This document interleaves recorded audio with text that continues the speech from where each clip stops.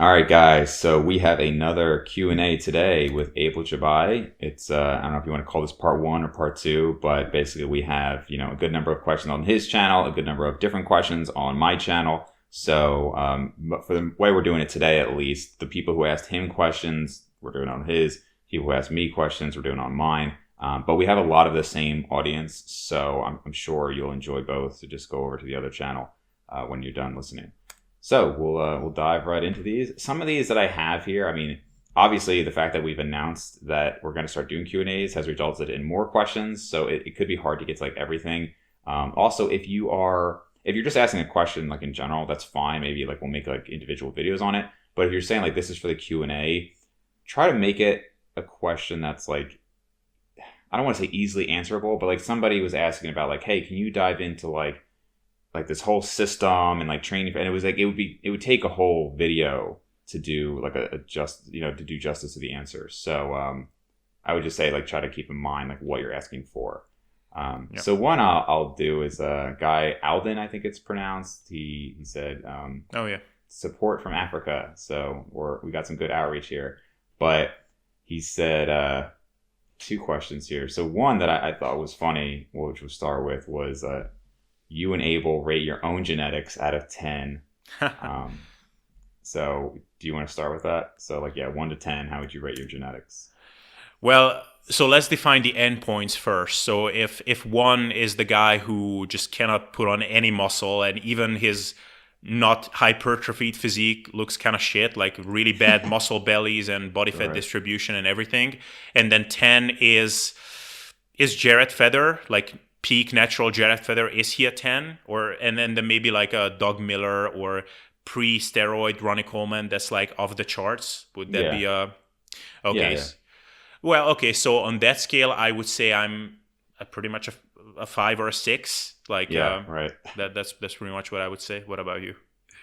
Yeah. I think so. This was interesting because who was it? Somebody was talking about on Leo and longevity, and it's funny because like in the pro bodybuilding scene, they'll actually talk quite a bit about how like people from like different ethnicities and regions of the world have like clearly different genetics, and I don't really think it's that controversial, or at least it shouldn't be. Like even like from like when we learn like do like surgeries, right?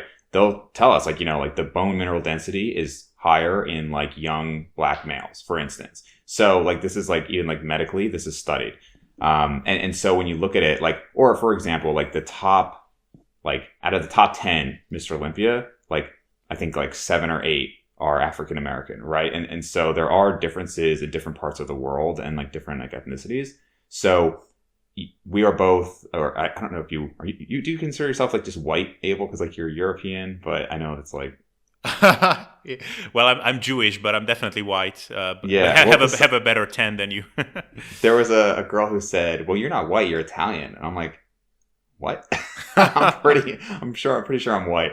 Anyway, but if you compare to like other like 6 foot Caucasian males who were to put 15 years into it, sometimes I think that I'd have to be below average when I look at that. Like when I look at like everybody, I do feel like my physique is, well, obviously it's above average because not everybody's trying.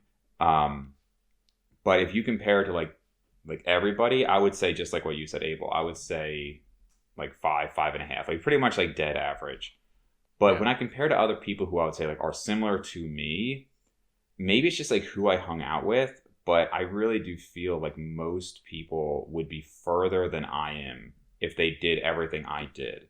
Like if I look at like my friends in college, they were all between like not all, but like it's like 5'9" to like 6'3". And honestly, like some of them looked way better than me within like 3 or 4 years of lifting. And I don't know too many who put in a ton of effort who looked worse than me. Like a lot of people looked like about the same as me, and we were all kind of similar. But I mean, when I look at like my 5 or 6 like close friends, maybe like one of them put in not even the equal effort, but like a lot of effort and looked a little bit worse. But like my brother, within like 4 or 5 years, was basically as impressive as I was physique wise, not strength wise. Strength wise, I'd say I'm better than um, physique wise. But yeah, I would have to say when I look at those people, I put in like so much. So I don't know, maybe like a 4 or something like that. If I had to say. Yeah, it's really hard to tell because like most people that we know just didn't put in as much work as we did. And it's also like what are we looking at when we talk about genetics? Is it just pure like ability to put on muscle? Because then I would say that if I just like look around on Instagram, which is like maybe not the best place to compare, but there I will see a lot of guys who have been training between 5 and 15 years. I would say I pretty much have the physique like somewhere in that realm as what most people have. But then if I look at someone like Sotak, we do a lot of these podcasts together. We are like basically same exact height. Our stats are basically the same, like weight at different body fat percentages. And like from the back, like I couldn't even hold a candle like next to him. Like he's like I have like basically compared to him, I look like I don't even lift from the back. From the front, I'm definitely more blessed because I just have a more favorable body fat distribution. So it's like, so okay, who has better genetics? So there is some of that. But then, yeah, so if I consider like a peak Jared Feather natural as like 10 out of 10, then yeah, I would have to be like at least like 5-6 points below him, I would say. But I can definitely see a lot of guys that just don't get anywhere. Right. So And the other side to that, what I said is, I'm making it seem like, oh, well, we're like about the same size, but I know I tried way, way harder than them for a lot longer. So then by that, I think, oh, well, that's so if they did what I did, they'd be even bigger than I am. But that actually is then assuming that or it's almost ignoring the fact of all the other stuff we talk about that, like, hey, most of your gains are going to be in those first 5 years. Hey, 80, these like, if you're just doing most things correctly, you're going to get most of the size. So it's possible that these people, my brother included, wouldn't have actually even gotten that much bigger with another 10 years or so. That's what we say about natural trainees all the time, right? So I remember thinking my brother's like going to surpass me, and then it just never happened because he just kind of stopped being as consistent. But if we're assuming natural trainees, that maybe just would have stopped anyway. So. Yeah, but just one thing, and then we can move on. But also like like the whole idea of like you make most of it in the first couple of years, like that I see like that's definitely true in general. But I'm seeing in the last like couple of years more and more case studies where that's just not the case, and that can easily extend out to like 10 years. Simply because like you can just fuck up so many things, right? And I definitely see it in some of my clients. Like I've been training for 4 years, like it doesn't mean anything. And even I think you said that when you were like getting super frustrated, and even considered like maybe going the enhanced route, you were like into lifting for like 7 years or something. Yeah, but in my case, I think it was a little bit different because I started so young. I started at 12. True. So I could have been really doing everything perfect for 5 years, but by 17, like nobody's maxed out at 17 years old. You know what I mean? You just haven't gone through enough life. True. Yeah, true. All right, so that same guy had a second part, and he just said your experience with he called it zero drinks. So I'm sure he means 0-calorie drinks and bloating / water retention. So we kind of touched on that a little bit in your Q&A if you want more detail there. But I would just say that I mean, obviously there's going to be bloating. Because a lot of these beverages are carbonated, so that's not surprising. You're also probably just going to take in more fluid and more volume than you would otherwise. I think they're fine though. Like, health-wise, there's debate on like if they're okay. I think they're probably fine for most people. I actually think they can be really helpful during a diet. I don't drink them personally, but I think they're fine too, as long as you're not having like 2 liters a day. Yeah. So as I said in part 1 of this, or the other part on my channel, first of all, make friends with bloating to some extent when you're dieting. like some reasonable amount of bloating is your friend. It's gonna keep you fuller. And the thing with diet drinks is if you drink them between meals, sometimes it can be good as like an emergency option just to get you through another like half an hour or whatever until you get to your meal. But often they will actually make you hungrier. Like it's nice drinking, but after that you will be just hungry, especially if it's non-caffeinated, which it should be unless your sleep is like bulletproof otherwise. But what you can do is actually drink it like right before a meal or maybe even like during the meal. And if you're cutting calories pretty hard, it can make you a lot fuller, actually. Like, because it basically pre-stretches your stomach, especially if it's carbonated. It's kind of a diet hack that you can make use of. So, Right, right. Cool. Let's see.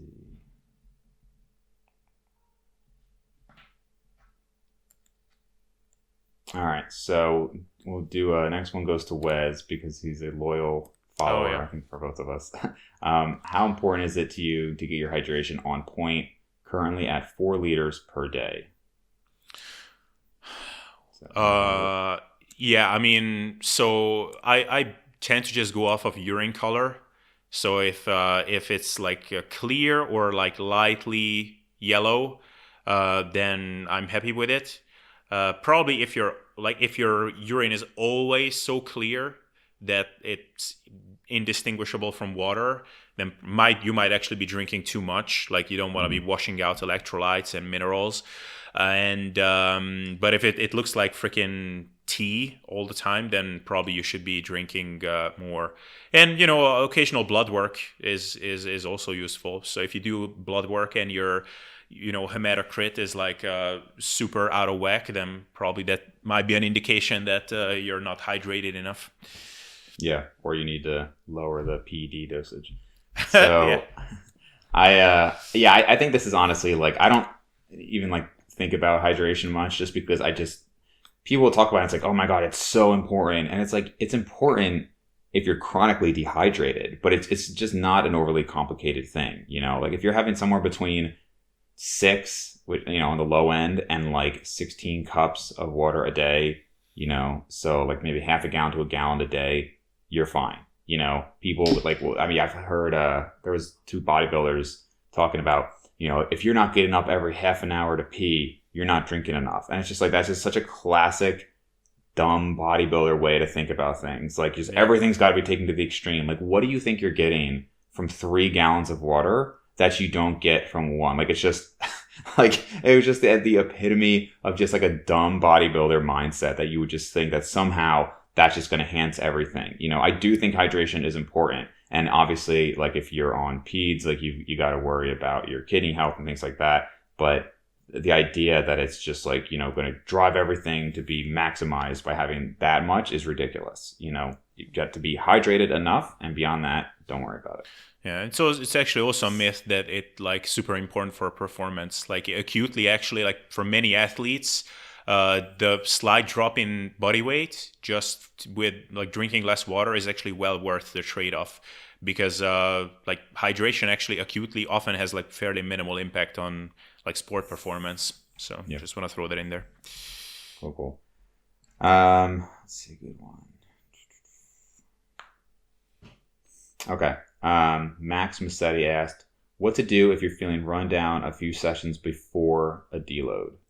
And what do you do with calories during a deload?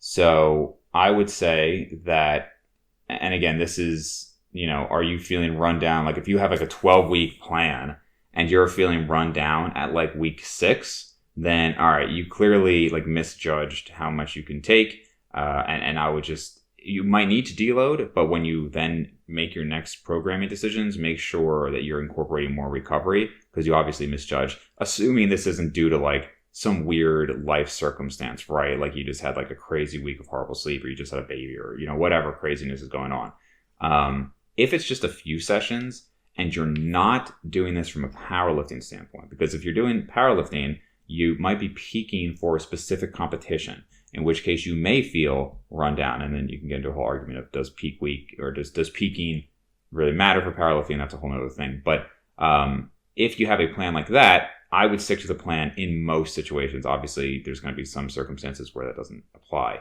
But if you're doing this from like a bodybuilding standpoint and you're just like in a massing phase and you're just feeling more run down, I don't see any issue with just starting to deload a little bit early in that case. And as far as calories, I usually just keep calories the same. Some people feel like, especially if they're massing, that they should just, this is a good time to diet or do a diet break. And it's just like, dude, like you're talking like 1 week, just recover, maybe eat at maintenance.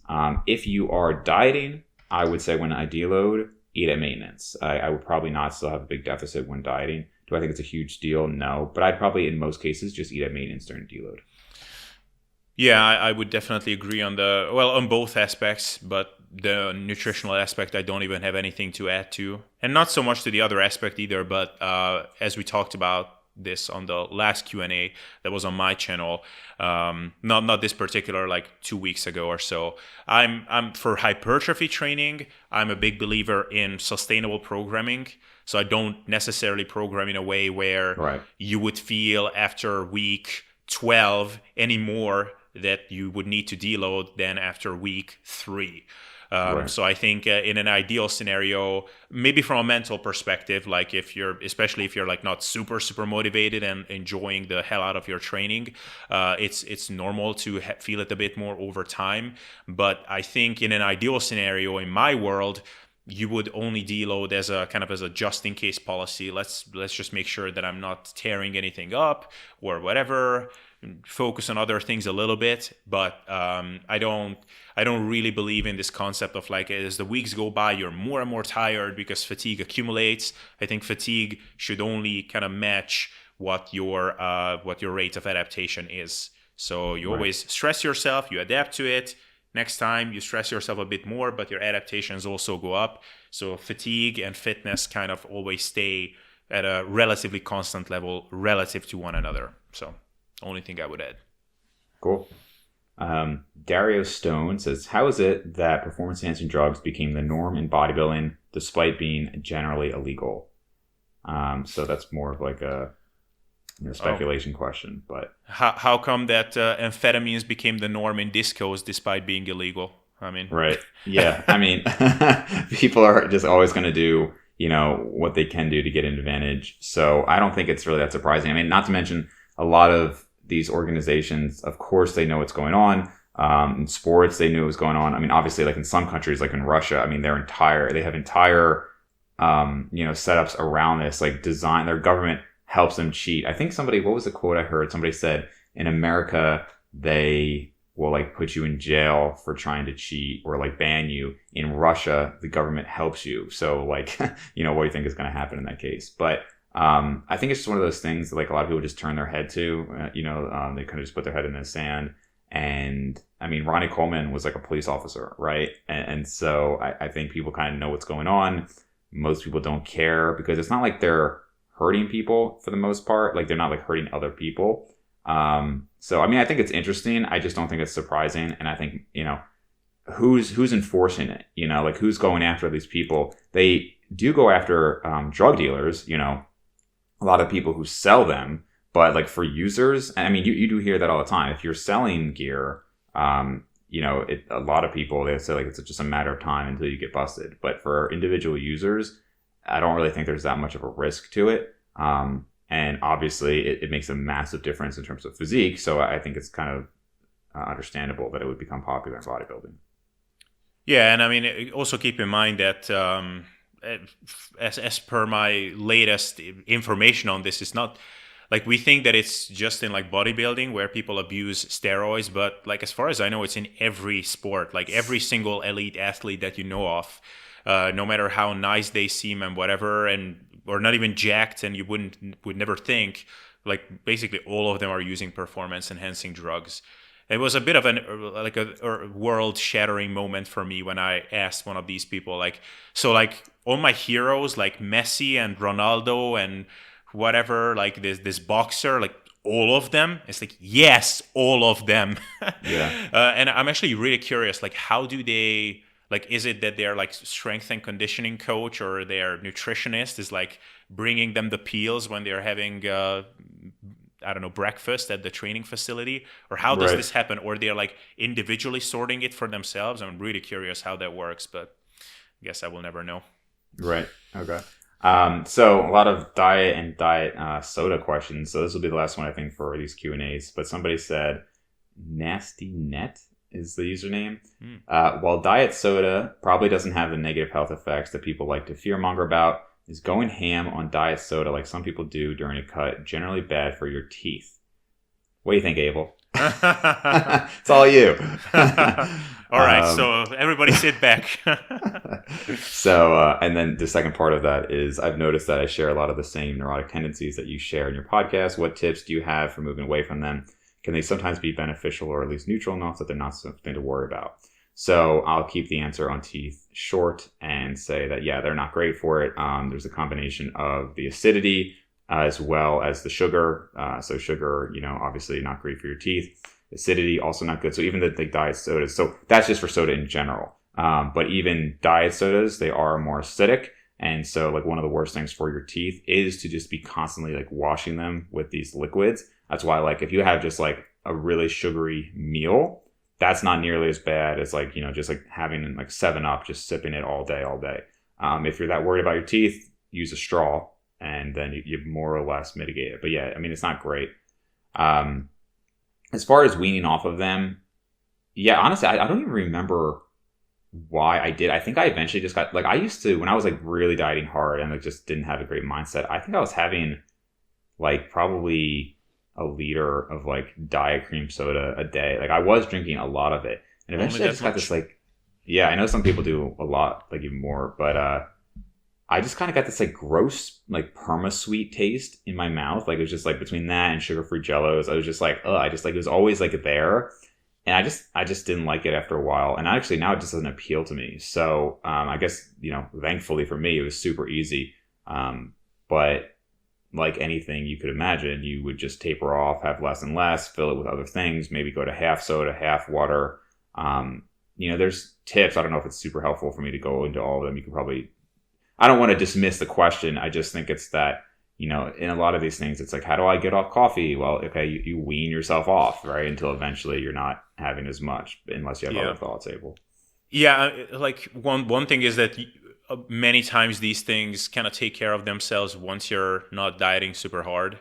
Right. So like usually the people who abuse either caffeine caffeine is a bit different because like if your sleep is chronically shit, but maybe it just became shit because you were dieting too hard and you started abusing it, or maybe with the diet sodas you started filling in the gaps with more and more diet soda as your calories got lower, and you're like, man, how am I ever gonna get out of this? And then you actually start eating more, and just intuitively you will be like, man, like I actually don't feel like eating a whole whatever liter of this stuff after this meal because I'm actually pretty full. Like it would gross me out. So it just kind of happens. It happened to me like multiple times. So I wouldn't worry about it super much. Cool. So Cole Henry, he actually just asked me another question this morning. We'll see if we can get to both. But he said, and Cole, this is probably more touched on at the end of Abel's Q&A. So I'd check out that one as well. For an intermediate lifter, how often should you expect weight or rep increases within sets, given sleep and nutrition are sound? I think I've heard Borge mention that if you hit the same number during the next training session on that exercise, you may as well just stop because you haven't recovered properly to increase the load and reps. So we really did touch on that a lot on his last one. I don't agree with that quote. I'd have to see what he actually said. I highly doubt he said that because I just recently consulted on him or him on this recently, and he definitely didn't say that. Yeah, I can't imagine that he would say. I mean, yeah, feel free to post below where you saw that, but it would shock me because I mean that's literally the definition. Not depending on the whose definition you're using, but a lot of people will define it as beginners can add weight every session. Intermediates can add it like maybe every week to every month, and then advanced it could be months before adding weight again. So if you're intermediate, like almost by definition, you're not going to increase reps or weight every single time. I mean, that'd be ridiculous to assume that that's going to happen. So, and again, intermediate is such a huge range. I mean, somebody who's like 2 years in or somebody who's like 7 years in could still be an intermediate. So as far as like how often, if it's been 3 or 4 sessions and it's exactly the same, and you're an intermediate like me, that happens all the time. I always do the same weights. Mm-hmm. But if you're an intermediate, after about 3 or 4, like you said, I would look at the sleep, I'd look at the nutrition, are the number of sets appropriate? And if all of those things check out, then maybe I'd look at like some training variability. Maybe you switch exercises and come back later. I'm not a huge fan of switching exercises all the time, but I do think there's some utility in doing that depending on the reason. Obviously, like injuries would be one. So yeah, I mean, I would say if you're going more than 3 or 4 sessions, that's something to look into.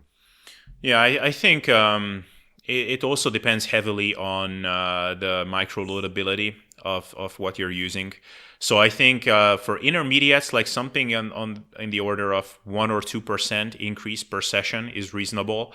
But if you're an intermediate and you're bench pressing with 70 kilos or 80 kilos or something for like sets of 8 to 10 or something, 1 or 2% increase might be actually below what the least load is that you can actually add to the bar. And that's even worse on machines like leg extensions, whatever, like dumbbell lateral raises. Like if you go from the 5 kilo lateral raise, or from the 5 kilo dumbbells to the 6 kilo dumbbells on the lateral raise, that's what is that, like that's a 20% increase, or I would have to do the math. So but what I like to tell people is look at maybe your average rate of progress over, like, say, a month. And if you see that on average, like say over a month, it went up by at least 4%, your performance, then you're on the right track. If it's like significantly below that, then probably something is off. Yeah, cool.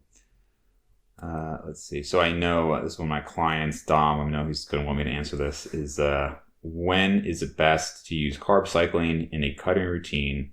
And is there a benefit to carb cycling on higher calories when bulking? So Abel and I might have significantly different answers here. So do you want to go first, Abel? I'll go first because I have to collect my thoughts on this a bit. Okay. So he had been asking me about carb cycling quite a bit. And I think I don't do much with anything with carb cycling anymore, other than like if you just want to. But like for a while, like that was a big topic. I mean, they're like on T Nation, Shelby Starnes wrote all about carb cycling, and then what's his name? Justin something. He was like a DC training guy too. But yeah, they were like really big on carb cycling, and you want to have your high carb days on like your back and your leg days, and then your moderate carb days, and then here. And then other people started talking about, well, look, like, why would you do that? You would want the carbs for those training sessions. So maybe that makes sense if you train at night, but if you train in the morning, now you're just getting the carbs afterwards. You wouldn't have the high carbs. And this is why I don't think it really matters much, because I used to do that and I was very calculated with it. I'd have like the 2 high days and the 2 medium days and the 3 low days. And it just didn't really end up mattering that much because, like I said, what if you, like, okay, I'm going to plan this really high carb day on my back day, but I work out at 5 a.m. Well, that didn't really help my back day then, did it? I mean, you could say from recovery after, I don't think from like a glycogen replenishment standpoint it matters at all. I think when I've done very low carb, now again, I've never noticed much of a difference. Some people really do notice a big difference with carb intake, just in general and how they feel. I don't, other than that I have slightly more stable levels when I'm eating lower carbs, but otherwise not like a huge difference. But I just don't think it matters. Like, okay, so you have, let's say you throw in 500 grams of carbs the day before your back day. What is that really doing for you? I mean, you weren't running out of glycogen during that back workout unless you're doing this extremely high volume back workout, which, we usually wouldn't recommend anyway. So what is it actually doing? Is it just psychologically you feel full and like you're going to be able to kill it in the gym?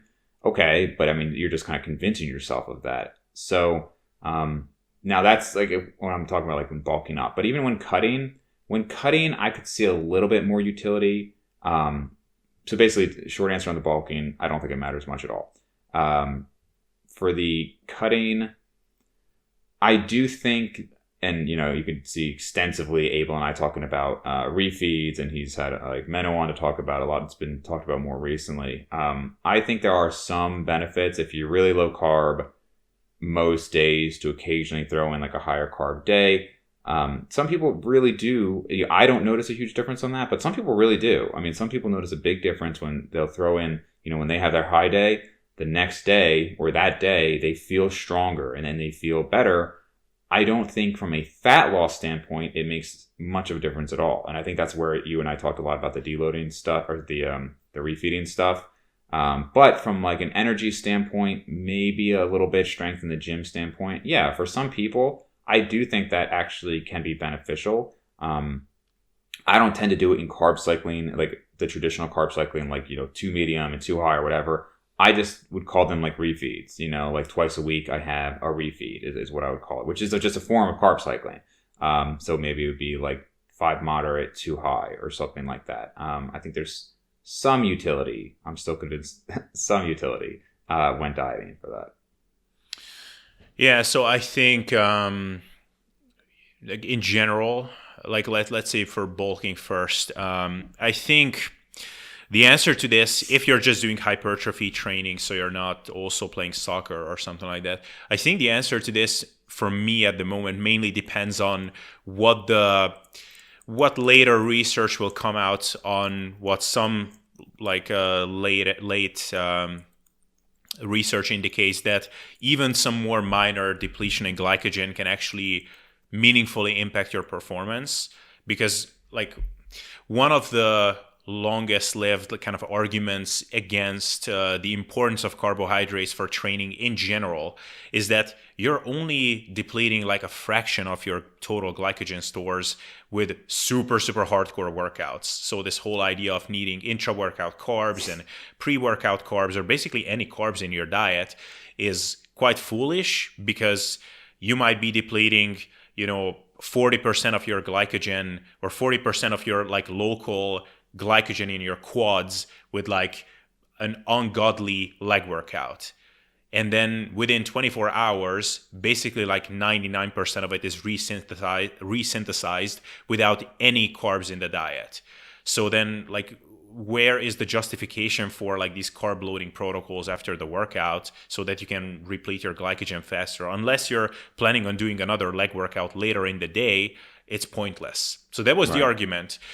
Anecdotally, we also seem to see that because tons of people have gone from eating high carbs to going keto or even like carnivore and didn't notice any drop in performance, except for maybe the initial period when they were just adapting to the whole thing and they were feeling lethargic in general.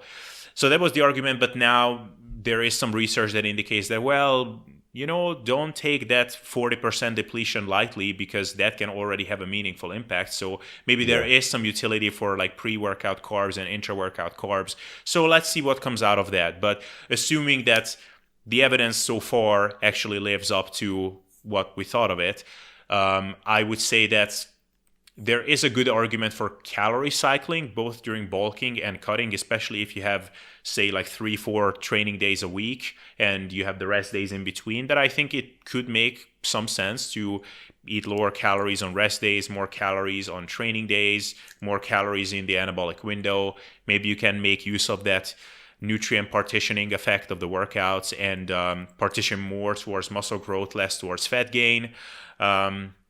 So I think that has some good utility. Carb cycling, that would have to mean that there is a specific justification for cycling that particular nutrient. And is there any? Maybe. So far, my stance was there is just not. But let's see what we find out about it later. For now, I would say I just wouldn't do it. I would cycle calories overall, but not carbs specifically. Yeah. I mean, honestly, inherently, like the refeeds, they become calorie cycling and carb cycling. I do think you did touch on some of that newer research that Eric Chexler had, I think, brought to light in like a mass research review, where they talked about the, people would say, oh, well, you only deplete maybe 30-40% of your glycogen, but they were finding that that's muscle specific for the most part. So yeah, maybe overall you've depleted 30-40% of glycogen, but if that's like largely from the muscle that you're working, then maybe that actually does matter. And like I said, just to be clear, I do think there's some utility. Somebody's eating like 100 grams of carbs every single day, and then they have like a 400 gram carb day, and they can tolerate that, GI wise after like the sudden change. I think there can be benefits from it. I just think some people definitely overthink it. Yeah. So, all right, this will be the last one for today. We got to most of them. There's a couple I didn't get to, but let's see. So the person asked, Naked Polar Bear asked, can you dive into different training frequencies, different interpretations of available research and anecdotal evidence? So this is one of those ones where it's like, look, like that would take like an entire video. So I will just briefly touch on my thoughts on different training frequencies. So overall, again, if you ask me what can we do to get somebody as big as possible in a year, my answer may very well be different than, hey, what's going to get us like the biggest size? Not that the optimal in that year is not going to get you to the biggest size, but more like, does it matter longer term? And those are very different questions, right? I mean, I think even like Mike Israetel and a lot of these people who focus on these like really, I wouldn't say tiny details, but they focus on like getting everything right. I think even they would admit that like longer term, it might not matter. And if you're competing or something, then you do want to get it as fast as possible, right? You have a certain window to compete. And so those things can matter. So again, if somebody said to me, hey, I'm trying to put as much size as possible on in a year, I would probably have them training with at least 2, maybe 3 times per week frequency. Beyond that, I don't know if there'd be much of a difference at all. But yeah, if somebody said like, I just want to make as much growth as possible, I probably would have them on a 3 times per week frequency, like each body part hit 3 times per week. Or I might do some like phases where like, okay, some muscle groups are getting hit 3 or 4 times a week and the other ones are on 1 or 2, and then switch, because obviously your body's going to have some limited capacity to recover. Longer term, do I think it makes a huge difference? Not really. One, you have to consider like joint health. Like I have a friend who is a physical medicine and rehabilitation specialist. He's an MD or a DO, and he is like really well versed in that research, and he's a big fan of a body part split. Now, this is a guy who's like, again, aware of like everybody in the fitness space. He's followed all of them. He's followed a lot of the same guys that I've followed, but he just likes the body part split. He enjoys it more, but he also really feels that like over time, he'll admit that like on like a short-term basis, 2 or 3 times per week frequency might be better. But he's been lifting almost as long as I have, and he's pretty impressive. And you also have like all of these bodybuilders, these professional bodybuilders who almost all of them do a body part split. There's some argument that, I don't know if I've seen a lot of research for this, but some will argue that there is a per session volume that's required. They will argue, well, if you just do 2 sets 6 days a week, that's just not going to be enough. You need to at least get, X number of sets. I've seen a number of people say that now in the last couple of years. I don't know if there's research on that. But he would argue that like there's a certain stimulus per session that you need. And he's very big on like joint health and longevity. And so he would argue that at like 2-3 times per week frequency, you're more likely to get like tendonitis and different tendinopathies compared to just 1 time per week. So that's a lot. That's a long monologue. So yeah, in one go, I would say yes, I do think there's a benefit. But long term, I don't think it's a huge difference. Yeah, like as you were speaking, I realized like, yeah, we could do an entire like 45-minute one at least just on this. But like, yeah, I like the only thing basically that you said, the only thing I don't agree with is the stance of these people who say that like only 2 sets a session is not enough. I would love to see if they have any reference for that, because like that to me classically seems like one of those things that like the go and piss as many times during the day as possible. Like it kind of sounds cool, but are you just pulling it out of your butt? So because if you think about it, like what's the highest quality session or set you will ever do is the first one. What's the second one? The second set. Like basically everything else like diminishing returns after that. So if you're only restricting yourself to that and you're repeating that like many times, I would actually expect the quality of the overall training split to increase over time, and even acutely. And anecdotally, I've been doing things like that for a long time, and it works great for me, but of course it's n equals 1. I would say that the maximum session or maximum sets per session, and that like after that basically just that turning into junk volume, I think that makes sense. And so basically based on that, we could say like, okay, even if you're doing 20 sets for a muscle group per week, 2 sessions might cut it, and anything else over that, you're not really gaining anything like tangible, and it just comes down to volume distribution, personal preference, fatigue management, enjoyment management. I can tell you that I like to train myself and also a lot of my clients with a 3 or 4 frequency per muscle group. And I find that they just like it generally because each session is very manageable. Like you never do more than like 3 sets generally for a muscle group, and you can still get in a very respectable amount of volume per week. A lot of people enjoy not having to do a leg day where they need to hammer their quads with a whole bunch of exercises. They only do like 3 sets of squats here, 3 sets of leg extensions, 3 sets of split squats, 3 sets of leg presses, and there you go. Like that's 12 high quality sets for your quads per week. So I like doing that a lot. But I think anything beyond twice a week, I think the diminishing returns are pretty severe. And I just made an Instagram post about it recently. Like your exact split is not going to make or break your progress. Like there are tons of people who have gotten huge or have remained small on all the different splits imaginable and different training frequencies. Right. So just keep that in mind. For sure. All right, guys. So that is going to wrap up this one. Keep sending the Q&As. I'm enjoying these. It's kind of just like a casual one. So it makes it easier to help a lot of people rather than just answering their DMs. So feel free to send them and we will make sure to get to them. Yeah. Thank you, guys.